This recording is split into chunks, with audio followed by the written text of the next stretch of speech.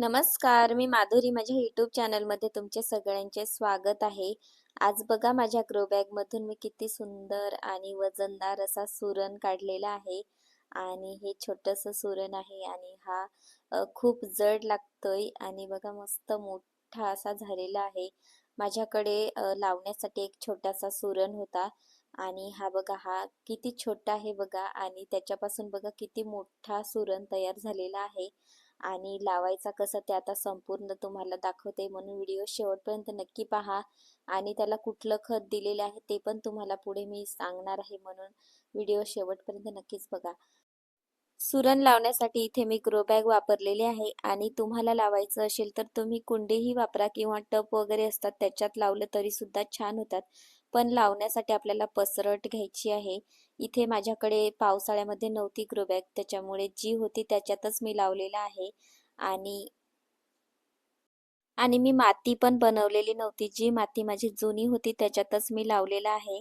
आणि सुरण बघा किती मोठा झालेला आहे आणि मुळे पण दिसतात, म्हणून आता आपल्याला त्याच्यावरतून परत माती टाकून घ्यायची आहेत. आणि बघा नवीन पण फुटवे छान त्याला आलेले आहेत. सुरण लावून 6 महिने झालेले आहेत आणि सुरण बघा आता पूर्णपणे सुकून गेलेलं आहे. आणि आता याच्यामध्ये सुरण तयार झालेलं आहे की नाही ते आता आपल्याला बघायचं आहे. इथे पहा आता पूर्ण मी सुकलेलं आहे ते सर्वच पानं वगैरे काढून घेतलेली आहेत. आणि माती बघा थोडीशी कडक झालेली आहे, कारण आता 2-3 दिवस मी पाणी देणं बंद केलं होतं, म्हणजे आपल्याला सुरण छान काढता येईल. 1-2 महिने झाले की त्याला गांडूळ खत द्या. मी पण तेच दिलेलं आहे गांडूळ खत आणि माझ्या बागेमध्ये सगळ्याच झाडांना मी गांडूळ खत देते. त्याच्यामुळे माझी झाडं भरपूर छान वाढतात आणि रिझल्टही खूप छान येतो. म्हणून नक्कीच देऊन पहा, तुम्ही गांडूळ खत वापरून पहा तुमच्या बागेमध्ये. आणि इथे पहा आता मी सुरण काढायला सुरुवात केलेली आहे आणि काढलेलं पण आहे.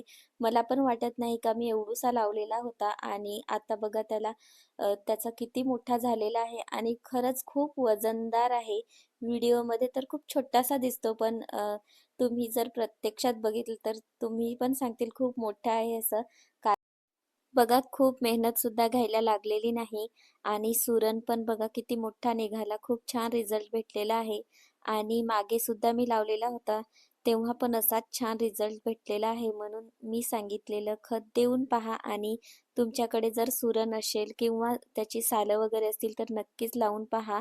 आणि असाच छान तुम्हाला सुद्धा रिझल्ट भेटेल आणि तुम्हाला पण ऑर्गॅनिक पद्धतीने भाज्या खाण्यासाठी भेटतील. म्हणून नक्कीच तुमच्या कुंडीमध्ये लावा.